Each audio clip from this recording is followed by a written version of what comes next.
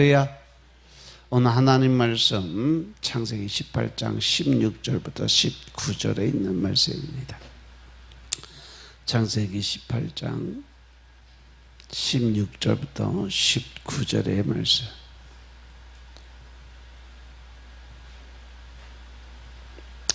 같이 합독합니다. 그 사람들이 거기서 일어나서 소돔으로 향하고 아브라함은 그들을 전송하러 함께 나가니라. 여호와께서 가라사대 나의 하려는 것을 아브라함에게 숨기겠느냐. 아브라함은 강대한 나라가 되고 천하 만민은 그를 인하여 복을 받게 될 것이 아니냐. 내가 그로 그 자식과 권속에게 명하여 여호와의 도를 지켜 의와 공도를 행하게 하려고 그를 택하였나니 이는 나 여호와가 아브라함에게 대하여 말한 이를 이루려 함이니라. 아멘. 할렐루야. 앞에 15절까지는 이제 하나님이 인간의 몸을 입고 아브라함에게 나타나신 목적, 첫 번째 목적이 뭐예요? 믿음이 없는 사라에게 말씀을 통해서 믿음을 주기 위함이다 라고 얘기를 했어요. 그래서 오늘 이 본문에 보면 하나님께서 아브라함에게 찾아오신 두 번째 목적이 있어요. 그 두 번째 목적이 뭐냐? 아브라함에게 복을 받는 비결을 알려주기 위한 거다. 그러니까 오늘 말씀도 잘 들으면 내가 복을 받는 길이 열린다는 거죠. 아멘. 그래서 16절을 보니까 그 사람들이 거기서 일어나서, 베이스 조금만 들어, 마이크 너무 째진다. 그 사람들이 거기서 일어나서 소돔으로 향하고 아브라함은 그들을 전송하러 함께 나갔다 그랬어요. 여기서 그 사람들은 사람의 몸을 입고 온 두 천사, 그 두 천사는 소돔과 고모라를 심판하기 위해서 소돔으로 가는 길이었어요. 그리고 아브라함은 천사를 전송하기 위해서 장막을 떠나 길을 걸어가고 있다는 거죠. 이 성경학자들이 아브라함과 하나님이 지금 마물의 상수리 숲에 있는 헤브론을 떠나서 소돔과 고모라가 보이는 곳으로 갔다고 이야기를 해요. 그래서 소돔과 고모라가 있는 이곳에서 하나님께서 아브라함에게 말씀하시는 것이 바로 17절부터 나와 있어요. 여호와께서 가라사대 나의 하려는 것을 아브라함에게 숨기겠느냐. 그러면 하나님께서 왜 소돔과 고모라가 보이는 곳에서 아브라함에게 말씀을 하셨을까? 그 이유는 바로 아브라함과 그 후손들이 멸망받을 저 소돔과 고모라처럼 너희는 살지 말라는 거예요. 하나님이 늘 우리에게 무언가 좀 안 좋은 거, 잘못된 거, 또 다른 사람들 어떤 허물을 보여주시는 이유는 뭐예요? 너희는 그렇게 살지 말라는 거예요. 남들의 허물이 보이고 남들의 잘못된 점들이 내게 보인다는 것은 내 속에도 저것이 바로 네 모습이다라는 것을 하나님이 알려주시는 거예요. 아멘. 안 하네. 그래서 그 사람을 통해서 나보고 깨우치라는 거예요. 지금 하나님이 소돔과 고모라 성을 가서 아브라함과 같이 가면서 보여주는 이유는 그 소돔과 고모라 성이 왜 멸망당하여질 수밖에 없는가에 대해서 직접 보여주고 느껴보라는 거죠. 마찬가지 지금도 우리가 이 신앙생활 하면서 특히 영적인 세계로 들어오기 시작을 하면 육적인 생활에서 이제 영적인 삶으로 바뀌기 시작을 하면요, 일대 영적인 이 정신적 혼돈이 많이 와요. 뭐지? 이거 이렇게 해야 되는 건가? 이게 맞나? 저게 맞나? 그러니까 가로대와 가라사대가 헷갈리기 시작을 하는 거예요. 왜? 지금까지 내가 육적인 지식적인 믿음을 갖고 있다가 말씀을 통해서 성령님이 깨우쳐주는 진리를 깨닫게 되니까 지금까지 내가 믿어왔던 신앙의 본질이 흔들리는 거죠. 그래서 힘들어지는 거예요.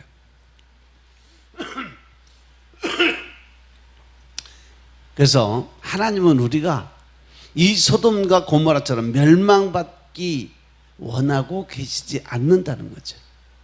하나님께서 우리가 더 큰 복을 받기 원하시기 때문에 너는 이렇게 살지 말라라고 하시는 말씀. 따라서 여러분, 여기 있는 모든 성도님들, 여러분들은 아브라함과 같이 진정한 복을 받는 여러분들이 다 되시길 주님은 축원드립니다. 여러분들을 통해서 여러분들의 복을 받지만 또 여러분들을 통해서 여러분들 주위에 또 이웃에 또 다른 식구들까지 다 복을 받는 그러한 여러분들의 믿음생활, 신앙생활이 되시길 주님은 축원합니다. 그러면 우리가 아브라함과 같이 복을 받는 비결이 뭘까? 첫째는 바로 말씀이에요. 하나님의 말씀을 듣고 읽고 깨닫고 그 말씀의 뜻대로 행함이 있는 모습을 보이는 거예요. 17절 보니까 내가 하려는 것을 아브라함에게 내가 숨기겠느냐? 이사야서 41장 8절에 보면 하나님께서는 아브라함을 내 친구다 라고 표현을 하셨어요. 그러니까 서로 이 막연한 친구끼리, 아주 친한 친구, 중마고 친구끼리는 뭐예요? 자기 안에 숨기는 게 있어 없어요? 감추는 게 없이 다 내보여주고 서로의 마음을 통할 수 있는 그러한 길이 있다는 거예요. 그래서 하나님께서 아브라함에게 친구로서 내가 너에게 뭘 숨기겠냐 라고 말씀하시는 거예요. 그리고 아브라함과 그 후손들이 진정한 복을 받는 비결에 대해서 설명해 주는 것이 바로 18절의 말씀이에요. 아브라함은 강대한 나라가 되고 천하 만민은 그를 인하여 복을 받게 될 것이 아니냐. 즉 아브라함을 통해서, 그 사람을 통해서 다른 사람들까지 복을 받는 일이 일어나야 된다. 아멘.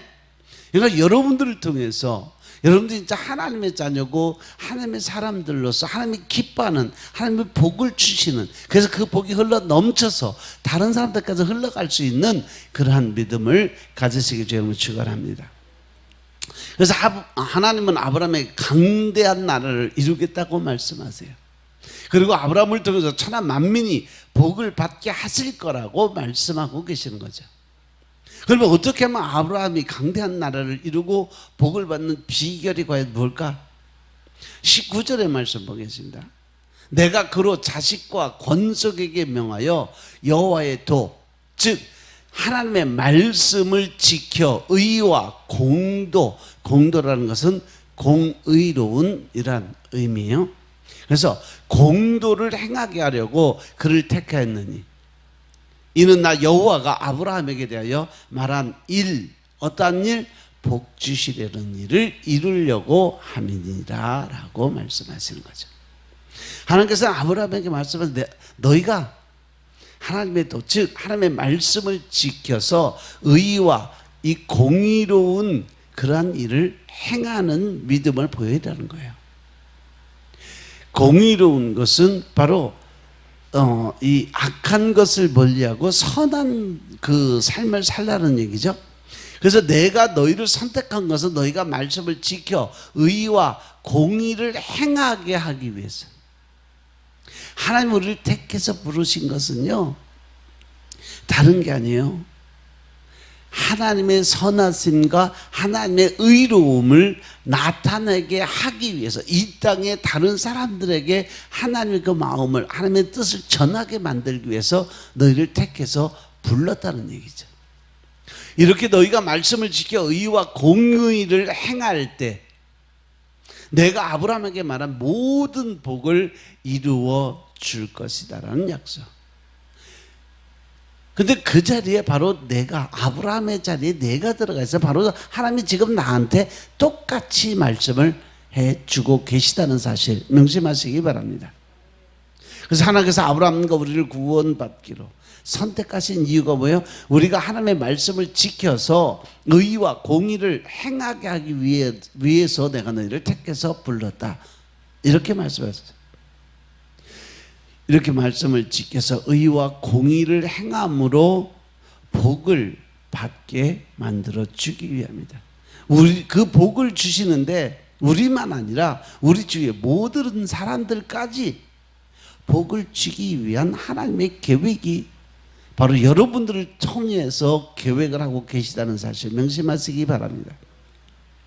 우리가 하나님께 선택받은 조건이 있어서 전혀 없었어요. 선택받을 수 있는 조건 아무것도 가진 게 없어요. 우리는 조건 없이 그냥 무조건적인 선택을 받은 사람들이에요.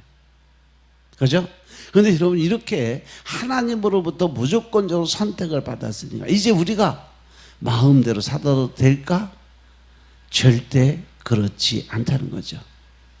하나님 우리를 택하시고 선택하신 이유가 바로 하나님의 그 선하시고 의로우심을 나타나게 만들기 위해서 택하셨으니까 우리는 택함을 받았으면 이제 어떻게 살아야 돼? 하나님의 뜻대로, 하나님의 방법대로, 하나님이 요구하시는 삶대로 살아야 되는 책임과 의무가 주어졌다는 거죠. 그런데 우리가 하나님의 자녀 됐다고 무조건 아무렇게나 살아도 복만 받으면 된다, 이렇게 살면 절대 안 된다라는 거죠. 우리가 불의하게 살아도 무조건 복만 받으면 된다고 하는 것이 기복주의적인 그러한 신앙이에요. 잘못된 기복신앙. 그렇기 때문에 자기 이익을 위해서, 자기 의를 위해서 하나님께 복을 구하는 자체가 바로 기복신앙, 잘못된 기복신앙이에요. 그런데 말씀 안에서 보면 우리가 복을 비는 건 기본이에요. 하나님의 방법이 우리에게 주시는 복은 바로 기복신앙의 기본을 두고서 우리에게 요구를 하시는데 그 기복신앙의 본질은 그 안에 선함과 의로움이 있어야 된다는 거죠. 자기 이익을 위해서 남들에게 피해를 줘가면서까지 자기 복을 챙겨가는 그러한 잘못된 기복신앙이 아니라 하나님의 이름을 높이고 하나님의 뜻을 세워가는 그러한 기복신앙의 본질을 찾으라는 거예요. 기복신앙은 우리가 이 땅에서 말씀대로 하나님의 공의와 정의를 행함으로 복을 받을 수 있는 신앙이 바로 그러한 올바른 기복신앙의 본질의 모습이다. 그래서 하나님의 선택을 받아서 구원받은 우리는 이 세상에서 무조건 다 잘 되는 것은 아니다. 잘 되는 복을 받기 위해서 우리가 어떻게 해야 돼요? 바로 하나님의 선하심과 의로움을 깨닫고 알게 돼서 세상 사람들 그것을 나누고 베풀 수 있는 삶을 살아야 된다는 전제 조건이 있어요. 아멘. 이 세상 사람들은 선함을 자기 이익을 위해서 수단으로 생각하고 살아가고 있어요. 그것이 바로 잘못된 신앙생활, 잘못된 기복신앙이라는 거예요. 그러나 선택받은 우리는 선함이 하나님의 관계 회복을 위한 목적이 되어야 된다는 거죠. 세상 사람들은 그것이 내게 어떤 유익이 있냐를 따지지만 우리는 하나님 앞에서 무엇이 옳은가, 선한가, 이것을 따지고 이를 행할 수 있는 삶을 살아야 된다. 아멘. 그래서 예수님은 선한 일을 위해서 너희가 핍박을 받더라도 선한 행위를 추구하라고, 그대로 너희들이 환난과 핍박을 당하더라도 선한 일은 끝까지 책임지고 가란 얘기예요. 그렇게 해서 옳고 그름을 판단하고 또 그 안에서 그 옳은 일을 하면서 환난과 핍박을 받는 자가 바로 복된 자다 말씀하세요. 그게 어디요? 마태복음 5장 3절부터 12절에 세세하게 팔복에 대해서 설명을 쭉 해주셨잖아요. 심령이 가난한 자가 복이 있나니 천국이 저희 것이고 애통하는 자는 복이 있다. 왜요? 그래서 저희가 위로를 받게 될 것이고 온유한 자는 복이 있고 저희가 땅을 기업으로 받을 것이고 의에 줄이고 목마른 자가 복이 있나니 저희가 배부르게 될 것이고 긍휼히 여기는 자는 복이 있나니 저희가 긍휼히 여김을 받을 것이라고 그랬어요. 그리고 마음이 청결한 자는 복이 있나니 저희가 하나님을 볼 것이요. 우리 마음이 어지럽고 지저분하고 늘 생각과 혼란 속에 빠져 있으면 하나님을 못 봐요. 내 마음의 평안과 위로 안에서 하나님과 관계적 회복이 있어서 평안이 임했을 때, 그래서 내가 어지러운 그런 세상 것과 떨어져서 맑은 정신을 가지고 있을 때 하나님의 임재가 들어온다. 아멘. 그리고 화평케 하는 자, 화평케 하는 자는 복이 있나니 저희가 하나님의 아들이라 일컬음을 받을 것이요. 화평케 하는 자는 나만 편안한 게 아니라 내 편안함을 다른 사람들에게 나누고 베풀어서 다른 사람들도 평안하게 만들어주고 다른 사람들도 높임을 받을 수 있게 만들어주는 그러한 자. 그리고 의를 위해서 핍박받는 자는 복이 있나니 천국이 저희 것입니다. 나를 인하여 너희를 욕하고 핍박하고 거짓으로 너희를 거스려 모든 악한 일을 할 때에는 너희에게 복이 있나니 기뻐하고 즐거워하라 그랬어요. 여러분들이 하나님의 일을 하고 선한 일을 할 때 환난과 핍박 당하면 하나님에 대한 원망과 불평을 하는 게 차라리 너희들 그것을 해서 기쁜 마음을 갖고 즐거워해라. 왜? 하늘에서 너희의 상이 크게 준비가 되어 있다라는 거죠. 너희 전에 있던 선지자들을 이같이 핍박을 하였다는 얘기는 그들은 이미 그래서 어디 와 있다? 천국에, 천성에 와 있다라는 말씀이에요. 그런데 우리가 이렇게 하나님의 뜻을 깨닫지 못하고 육적인 또 지식적인 믿음을 가지고 있으면요, 대기 보면 자기 편이 다 무조건 옳다고 팍팍 우겨요. 아무리 잘못된 길을 걸어가도 다수의 공동체가 그것이 맞다라고 우기면 소수 공동체들은 끌려갈 수밖에 없게 만들어요. 그런데 우리는 내가 속한 편이 아니더라도 옳은 것은 옳다, 틀린 건 틀리다, 분명하게 선을 긋고 살아갈 수 있는 여러분의 삶이 되시길 주님으로 축원드립니다. 하나님의 말씀인 성경이 출애굽기 23장 3절에 보면 가난한 자의 송사라고 해서 편벽되이 두둔하지 말라라고 말씀하셨어요. 즉 너는 가난한 자의 송사라고 정의를 굽게 하지 말라, 잘못된 판단을 하지 말라. 따라서 가난한 자를 무조건 옳다고 해서도 안 되지만 무조건 다수라고 해서 옳은 것도 아니라는 얘기예요. 그래서 출애굽기 23장 2절에 보면 다수를 따라 악을 행하지 말며 라고 말씀하셨어요. 그냥 잘못된 거 알면서 이 공동체 여러 사람들이 그것이 옳다 그러면 괜히 거기에 합리해서 잘못된 길로 걸어가지 말라는 말씀이에요. 우리는 다수와 소수가 아니라 옳고 그름을 분명하게 선을 긋고 따라갈 수 있는 믿음의 확신을 갖고 살아갈 수 있는 여러분들의 믿음 생활 되시길 주님으로 축원합니다. 아멘. 다수도 옳으면 따라가야 되지만 소수라도 옳은 방향으로 따라갈 수 있는 확고한 자기 자신의 믿음이 서 있어야 된다. 그럼 오늘 이 본문 말씀에서 하나님께서 말씀하시는 의가 무엇일까? 먼저 성경에서 말씀하시는 의란 첫 번째 개인적인 차원에서 선한 모습이라는 거죠. 내가 먼저 하나님의 뜻대로 하나님의 방법대로 선하고 의로운 삶을 살 수 있어야 된다는 거죠. 하나님께서 우리 모두에게 각자 나름대로 옳고 그름의 기준을 주셨어요. 그래서 나는 내 신앙의 양심상 이것이 옳다고 생각하는 그 마음을, 그 기준점을 하나님의 말씀 안에서 이미 주셨어요. 여러분들이 말씀을 읽고 믿음 생활을 하시면서 이거는 하나님이 기뻐하시겠다, 이건 하나님이 싫어하시겠다, 이 기본적인 양심의 마음은 있다는 거죠. 그래서 스스로 판단해서 결정할 수 있는 그 권한을 이미 여러분들에게 부여해 줬음을 깨달으시기 바랍니다. 예를 들어서 초대교회 어떤 사람들이 고린도 교회에서 나왔던 얘기죠. 제사 음식은 절대 먹지 말아야 한다는 그러한 양심을 줬어요. 또 어떤 사람은 제사 음식을 먹어도 괜찮다, 그러한 양심을 주셨어요. 이에 대해서 성경이 뭐라고 말씀하시냐면, 하나님께서 각자에 주신 양심대로 살아가라라고. 그래서 제사 음식을 먹어도 된다는 양심을 가지고 있으면 먹어도 아무 이상이 없다. 왜? 그 제사 음식도, 모든 식물은 다 누구 것이다? 하나님의 것이라고 못을 박아놨어요. 세상의 모든 음식들 만드는 것 다 음식의 재료고 뭐고 다 누구 거다? 하나님의 것이에요.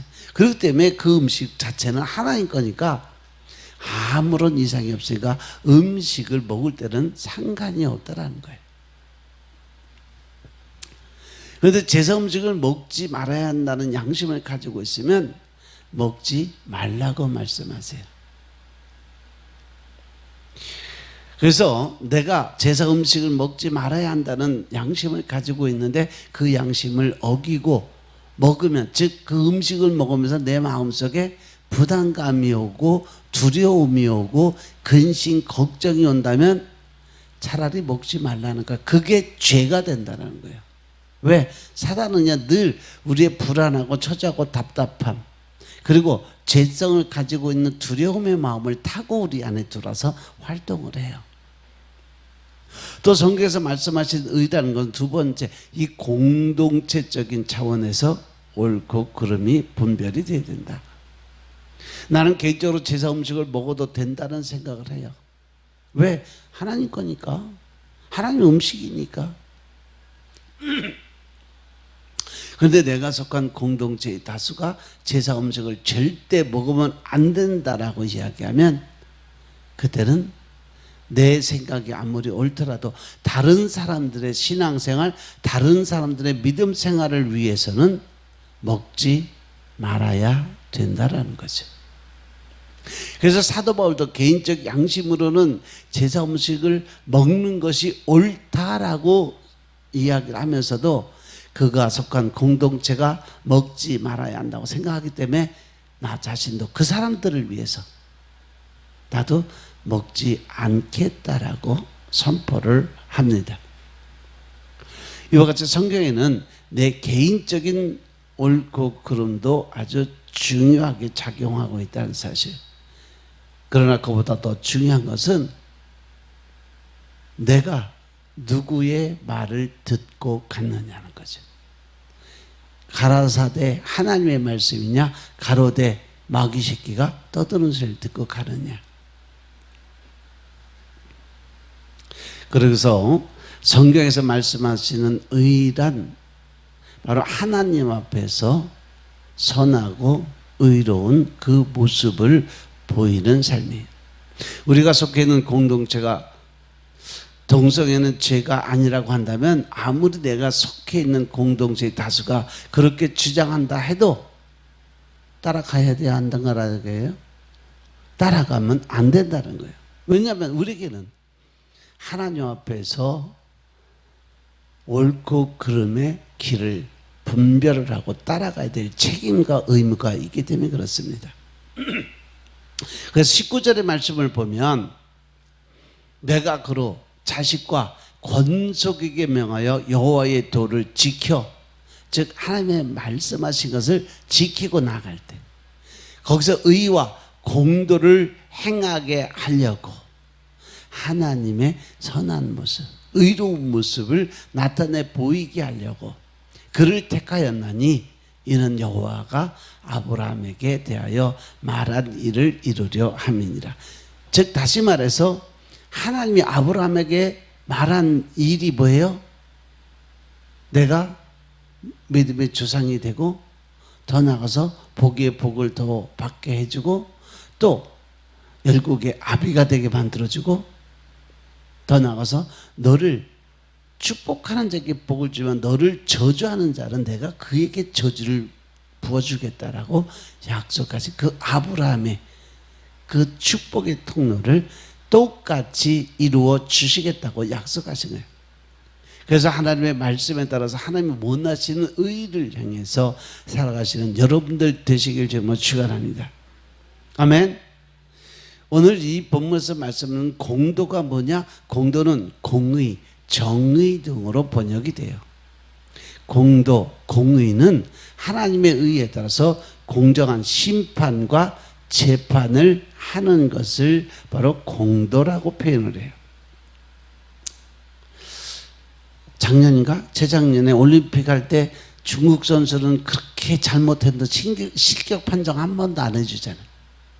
한국 선수는 잘못 안 했는데도 잘못했다고 그러고 실격 판정을 내버리잖아요. 이것이 바로 공정한 심판을 하지 않는다는 거예요.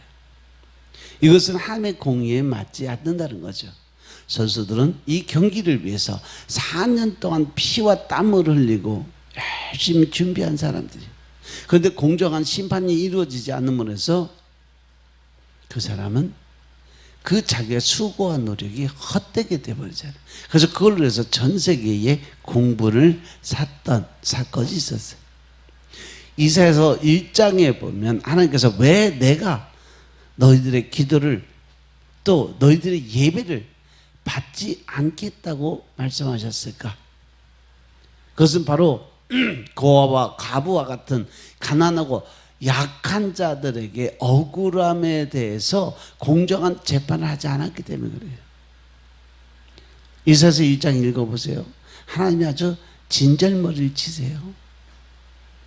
소돔과 고모라가 심판을 받은 이유가 뭘까? 물론 거기에 동성애가 많이 이렇게 번창이 돼 있었지만 그곳에서도 마찬가지 공정한 재판이 이루어지지 않았기 때문에 그렇습니다. 그래서 오늘 이 본문에서 하나님께서 말씀하시는 공도가 가난하다고 해서 억울하게 재판을 하지 않는 그러한 자리가 되어야 된다. 과부라고 해서 억울하게 재판을 받지 않게 만들어줘야 된다는 거죠. 왜? 하나님께서 아브라함과 우리에게 공도 즉 공의를 행하라고 말씀하셨을까? 그 이유는 바로 시편 50편 6절에 나와 있는 것처럼 하나님께서는 바로 공의로운 재판관이 되셨기 때문에 그렇습니다. 하나님께서는 가난하다고 해서 차별하지 않아요. 사회적으로 약자라고 해서 차별하지 않아요. 하나님 앞에서 모든 사람이 평등한 거예요. 똑같습니다. 하나님은 하나님의 공의에 따라서 이 세상을 올바르게 다스리고 계시는 분이심을 믿으시기 바랍니다. 그래서 택함받은 너희들은 절대 하나님의 공의를 저버리지 말라고 말씀하신 거예요. 그래서 하나님의 선택받은 백성으로 의와 공의를 행하면서 살아가시는 여러분들이 되시길 주님을 축원합니다. 우리가 이 땅에 살아가면서 왜 행복하다고 생각을 못하고 살아갈까? 그것은 우리 사회가 아직까지 공정하지 못하고 공의롭지 못한 사회를 구현하고 살아가기 때문에 그렇습니다. 그런데 우리나라가 공정하지 못하고 공의롭지 못한 책임이 누구에게 있냐? 바로 하나님께서 택하신 우리 하나님의 백성들에게 있어요. 왜? 19절의 말씀에 나와 있잖아요. 하나님께서 우리를 택하신 이유. 그러면 어떻게 우리가 하나님의 공의를 회복할 수 있을까? 하나님의 그 자식과 권속에게 명해서 여호와의 도를 지켜서 의와 공도를 행하게 만들어줘야 된다는 거죠. 그래서 우리가 하나님의 택하신 백성으로서 하나님의 말씀의 그 길을 걸어갈 수 있는 여러분들의 삶이 되시길 주님을 축원합니다. 아멘. 그래서 이 세상 가운데 하나님의 의와 하나님의 공의를 드러냄으로써 나만 복을 받을 것이 아니라 온 세상이 복을 받게 하는 여러분들의 신앙생활이 되시길 주님을 축원합니다. 오늘도 하나님께서 우리에게 요구하시는 삶은 다른 거 없어요. 오직 믿음 안에서 하나님의 뜻에 합한 자가 되기를 위해서 노력하는 삶을 살아라. 그래야 그것이 바로 우리들이 복을 받는 비결이라고 말씀하고 계심을 깨달으시기 바랍니다. 아멘. 기도드리겠습니다. 아버지 하나님 감사드립니다. 오늘도 우리가 공의로운 그러한 삶을 살게 하시니 감사합니다. 우리 마음속에 늘 신령과 진정의 마음이 임하게 하시고 하나님의 권세와 능력 가운데서 주님이 주시는 평안과 위로의 삶을 살게 하시니 감사합니다. 주님의 뜻 안에서 우리가 더 큰 능력의 삶을 살게 하시고 권세와 능력을 사용할 수 있는 하나님의 그 권세자들 다 될 수 있도록 주님이 축복하옵소서. 오직 성령 하나님의 임재를 통해서 우리가 늘 기쁘고 즐거운 마음으로 하나님을 기쁘고 즐겁게 만들 수 있는 그러한 신앙생활을 축복하옵소서.